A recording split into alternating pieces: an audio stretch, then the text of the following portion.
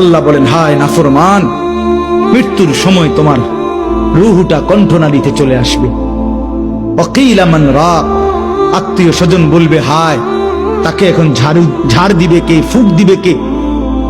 ডাকো, ওজা ডাকো, বৈদ্য ডাকো, কবিরাজ ডাকো, ডাক্তার ডাকো।